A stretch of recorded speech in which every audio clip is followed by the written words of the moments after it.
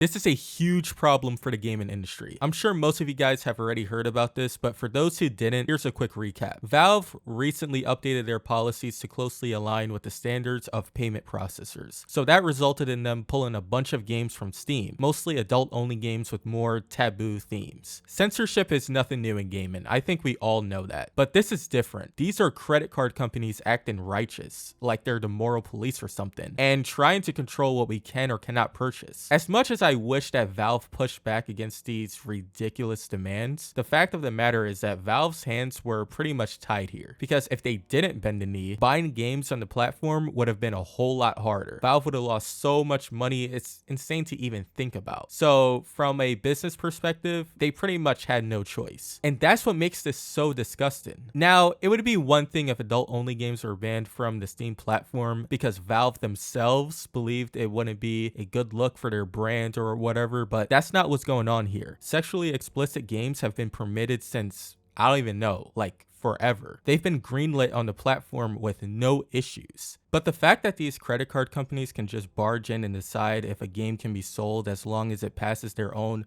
morality test on another company's platform is not only insane, but it sets a dangerous precedent. I know they're only banning certain themes of adult games, but that doesn't matter. As long as it's not illegal, no outside entity should be stepping in to prevent a transaction. It's insane that this even needs to be said, but that's where we are. Like, bro, I'm not even into these games. I don't play them. I don't even care to see them. So you know what I do? I go to my settings, I go to the Steam store preferences or whatever, and I uncheck the boxes so I don't have to see Gooner games on my store page again. You know, like an adult. Out of sight, out of mind. It's just common sense. We don't need big government or big corporations to hold our hands and teach us what's right and what's wrong. Just let people make their own decisions. Speaking of which, if you agree with what I've said so far, let me know by subscribing to my channel. Expect more videos like this in the future. But yeah, I don't even understand how this is even legal. I understand credit card companies are private entities, which is why they're able to get away with this, but it just doesn't sit right with me. Yeah, they're a private business and they have freedom of association, but society relies on them for pretty much everything. Bills need to get paid, food needs to get put on the table, so just imagine the devs who poured all of their time and resources into creating these games, only to find out that they're being denied their hard-earned money simply because a few groups didn't like the subject matter. It violates people's free speech, and I'm happy to see that people are calling them out on it. Whether or not you like these games is completely irrelevant. This is an issue that I believe